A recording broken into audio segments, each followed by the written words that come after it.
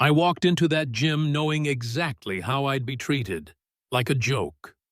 Didn't matter that I'd trained for over a decade. Didn't matter that I'd seen combat in places they've never even heard of. To them, I was just some black woman in sweatpants, probably lost, probably clueless. They looked right through me like I didn't belong before I even said a word. The guy at the front desk, Troy, barely glanced up when I said I wanted to sign up, handed me a clipboard like he was doing me a favor. I filled it out, handed it back, and walked onto the mat, while every single head turned to stare. "Lost, sweetheart," one of them called out. The others laughed. I just stood there, calm, watching. Coach strutted over. Big guy, loud mouth, gut full of confidence, and asked, "You ever trained before?" I said, "Some." He smirked, repeated it like a punchline. "Some." Then he told the whole room, "Let's see what some looks like." No one wanted to pair with me, so he called Troy out to drill with me. And from the first second, it was obvious. He wasn't there to help.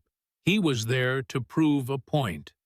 Drove his elbow into my thigh like I was a heavy bag. When it was my turn, I passed his guard so smooth it made him flinch, but he shook it off like it didn't mean anything. "Beginner's luck," he muttered. But I saw the look in his eyes. He knew. Then came Logan. Logan Bradley, the gym's golden boy. Big, sculpted, arrogant. He strolled in like he owned the place, slapped high fives, and spotted me like I was an eyesore. "Yo, coach!" he shouted across the room. "You let her in, or is it bring your daughter to work day?" Everyone laughed, even Coach. "She says she's trained some," Coach answered. "Well, don't go easy on her then," Logan said. "Wouldn't want her to get the wrong idea about real jiu-jitsu." I didn't flinch. I'd been through worse. After class, this quiet kid named Cody came up, handed me an ice pack, and whispered, "You did good. They just don't say that to people like us." I knew what he meant. I didn't look like them, didn't sound like them, didn't fit in their little club. But that didn't mean I didn't belong. 3 days later, I came back, paid for a full membership. Coach looked surprised, like he didn't expect me to return. That day, he paired me with Rocco, big guy, brown belt, smug as hell. "Don't worry, I'll be gentle," he said, loud enough for the whole gym to hear. His idea of a takedown was more NFL tackle than technique. I recovered, sprawled, fought clean. He fought angry.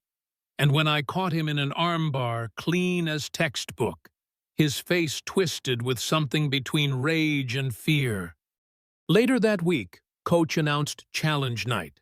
Said it was tradition, test your skills, see who belongs. But that wasn't what it was. It was a setup. He called me out in front of everyone. Told me if I beat Logan in a live roll, I'd train free for a year. But if I lost, I had to leave for good. I said, "Deal." Logan grinned. 14 seconds, sweetheart. That's all you'll last." Friday came. Gym was packed. Spotlight on the mat, crowd pressed in, posters mocking me taped to the walls. Logan wore a custom rash guard that said, "Queen Slayer." He thought he was gonna humiliate me. I didn't say a word, just warmed up, waited. Coach played the ringmaster, made a show of it all. Submission only, no time limit. Winner stays, loser leaves. We slapped hands. Logan charged, sloppy double leg. I sprawled, slipped to the side, locked in a triangle choke so clean you'd think we rehearsed it. He tapped. 14 seconds. Silence. Coach's jaw hit the mat. Logan gasped like he couldn't believe it. "Rematch!" he shouted. I shrugged. "Sure." Second round, he came in slower. I let him shoot a single leg, pulled guard, rolled him. Armbar. He tapped again. 11 seconds. Now the whispers started. "Who is she?" "That wasn't luck." Cody filmed the whole thing, posted it that night. By morning, it was everywhere. Comments flooded in. Some said I was a plant, a pro, a ringer. Others called me Spectre, an old rumor from special ops circles. A ghost who taught combat like it was math. Thing is, they weren't wrong. I was part of something called Project Emberlight. Covert, off the books. My brother and I were recruited together. He died, or so they said. A chopper crash on a mission gone sideways. But after that match, I got an anonymous email. Just one attachment. A photo. My brother, alive. 6 months after they said he was gone. That fight made me visible again. And someone, somewhere, wanted me to see that photo now. Coach tried to cover it up.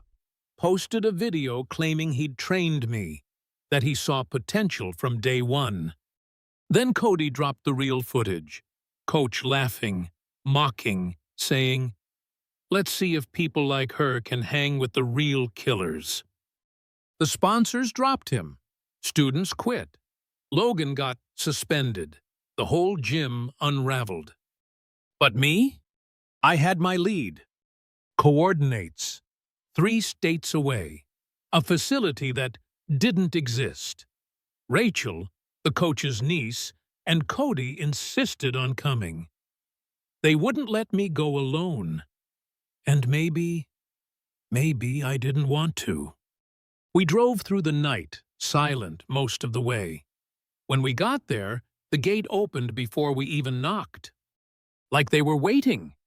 I knew it was a trap, but I also knew it was the only way forward.